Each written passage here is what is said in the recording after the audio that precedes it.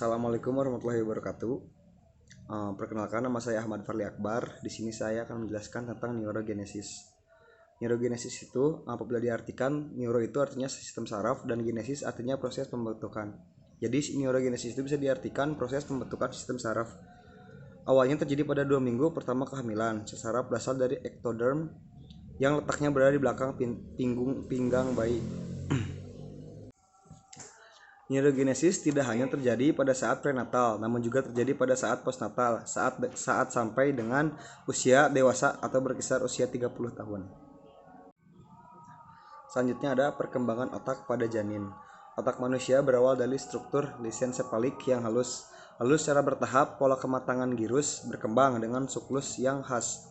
Perkembangan otak semakin kompleks ditandai dengan terbentuknya banyak lipatan otak.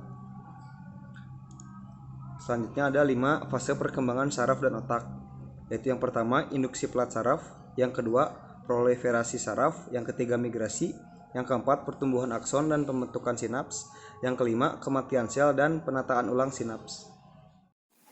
Yang pertama adalah induksi neuroplet.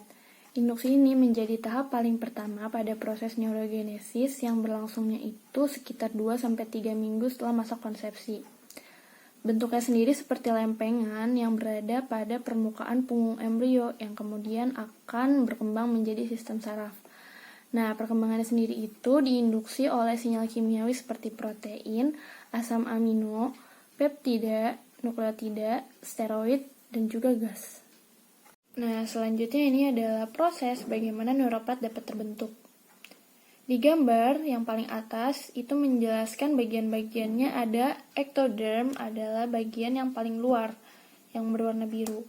Kemudian ada mesoderm yang berwarna merah di antara warna kuning dan biru. Lalu ada endoderm yang warna kuning, itu adalah bagian paling dalam. 3 gambar yang di bawah itu menjelaskan lebih detail lagi. Ada mesoderm dan juga notochord yang paling kecil berwarna merah. Nah, cikal bakal dari sistem saraf itu ada pada ektoderm, karena ektoderm lah yang nantinya akan berubah menjadi neuroplat. Ektoderm sendiri letaknya di mana sih? Ektoderm itu letaknya berada di atas notochord seperti pada gambar.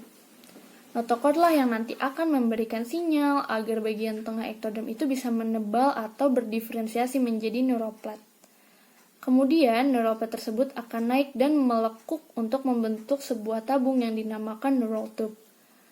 Nah, di situ tuh sel saraf pun bisa mulai diproduksi. Setelah itu, ektoderm pun akan memisahkan diri untuk melindungi neural tube agar tidak ada sistem saraf pusat yang keluar. Karena jika hal itu terjadi, seorang individu bisa mengalami sebuah kelainan. Nah, dengan begitu, cikal bakal dari otak besar atau cerebrum akan mulai terlihat di ujung neural tube pada hari ke-40. Lalu terbentuklah batang otak, otak kecil atau cerebellum, dan yang lainnya. Bulan kelima nanti, produksi sel saraf itu sangat cepat mencapai 250.000 per detik, sehingga menyebabkan perkembangan otak juga berlangsung cepat. Nah, ini lebih detail lagi ya.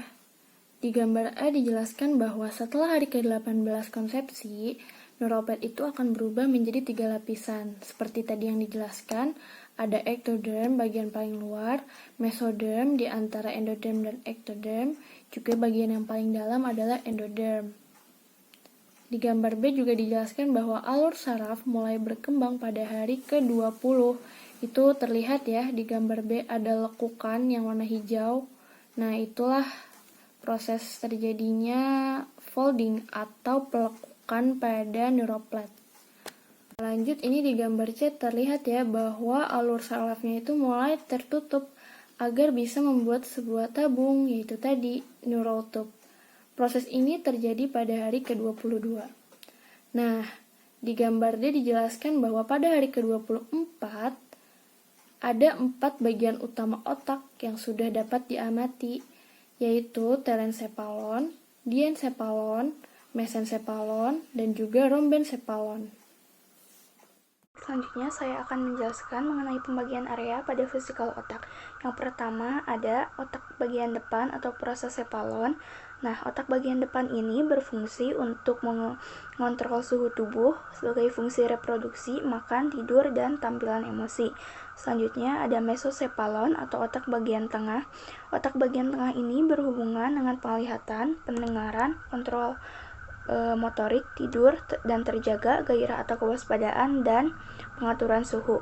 Lalu selanjutnya ada otak bagian belakang atau rhombocephalon, berfungsi untuk mengatur kerjasama antar otot, mengendalikan keseimbangan dan menjaga postur tubuh. Selanjutnya ada yang disebut dengan diencephalon. Diencephalon ini merupakan bagian dari otak bagian depan yang terletak antara telencephalon dan otak bagian tengah. Selanjutnya ada yang disebut dengan vertikal keempat. Vertikal keempat ini merupakan salah satu dari 4 rongga yang berisi cairan yang terhubung dalam otak manusia. Nah, vertikal keempat ini memanjang dari cerebral ke opsis dan diisi dengan cairan bernama cerebrospinal. Lalu selanjutnya ada yang dinamakan dengan nerulasi. Nerulasi sendiri adalah pelipatan dan penutupan plat saraf atau fusi. Pelipatan dan penutupan tabung saraf terjadi pertama kali di daerah serviks. Nah, tabung saraf bergerak seperti zip ke arah kepala atau anterior, lalu ke arah ekor atau posterior. Nah, anterior ini ditutup sekitar hari ke-25, sedangkan posterior ditutup sekitar hari ke-28. Selanjutnya ada proses yang dinamakan dengan mitosis dan proliferasi saraf. Nah, proliferasi ini berlangsung pada usia kehamilan 2 sampai dengan 24 minggu. Awalnya bentuk neuron masih sederhana, namun terjadi pembelahan sehingga neuron menjadi bertambah atau proliferasi. Nah, terjadi kematian sel mitosis dan proliferasi pada pembentukan saraf pusat. Dalam proses ini diperlukan adanya keseimbangan antara mitosis dan proliferasi. Namun pada saat dilahirkan, kematian sel memang perlu dilakukan agar bagian kepala tidak tumbuh lebih besar. Lalu proses selanjutnya adalah migrasi, yaitu perpindahan secara lambat menuju tempat yang tepat. Nah, setelah proses proliferasi tadi, sel saraf akan bermigrasi atau pindah ke tempatnya masing-masing. Proses ini berlangsung sejak kehamilan 16 minggu sampai akhir bulan ke-6. Migrasi terjadi secara bergelombang, artinya sel saraf yang bermigrasi lebih awal akan menempati lapisan dalam, sedangkan sel saraf yang bermigrasi lebih akhir akan menempati lapisan luar atau yang disebut dengan korteks cerebral.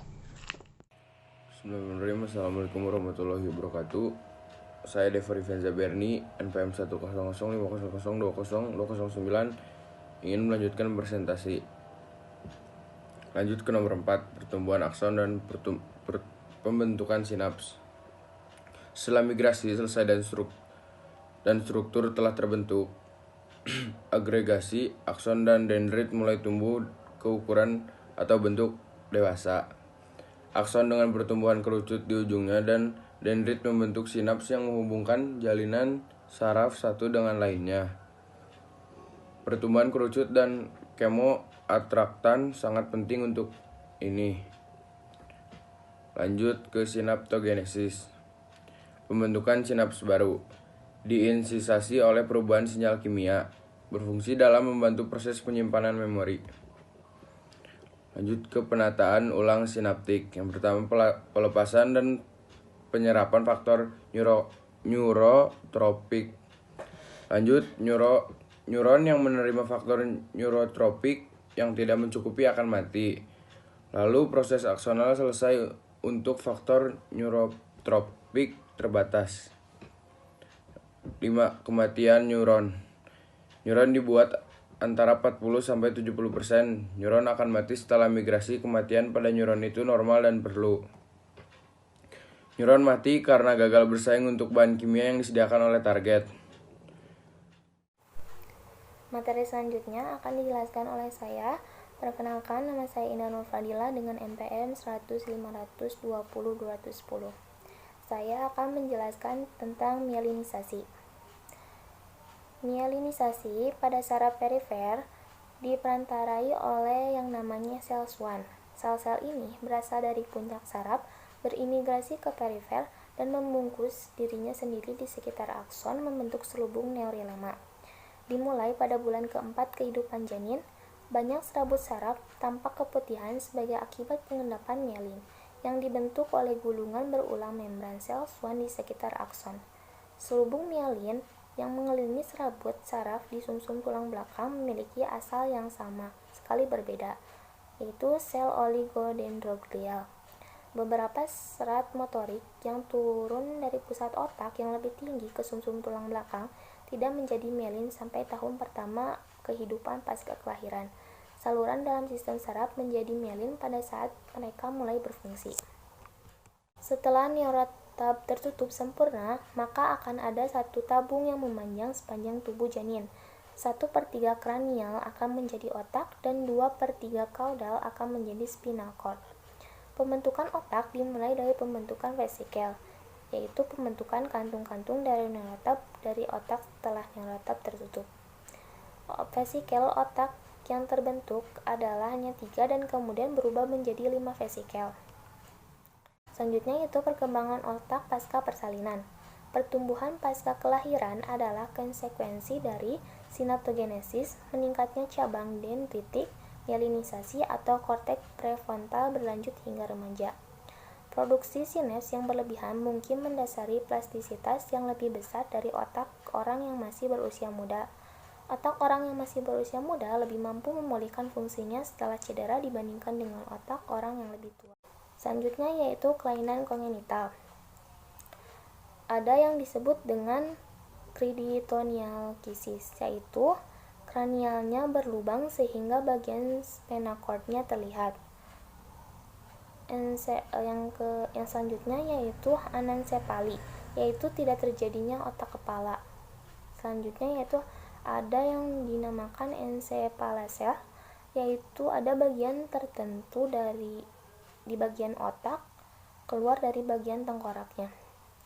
Selanjutnya yaitu ensefali, di mana di bagian ospitalnya akan terjadi retopreksis.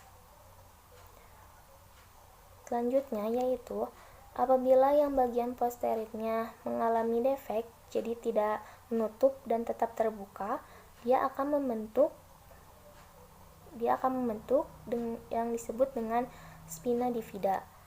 Bolongan tergantung, artinya hanya bolong saja atau malah dia keluar, yang disebut dengan closed spinal dysrhabism, atau bagian meningalnya keluar diikuti dengan cairan, itu disebut dengan meningokel, atau spinal cord-nya ikut keluar, itu disebut dengan milemoningokel.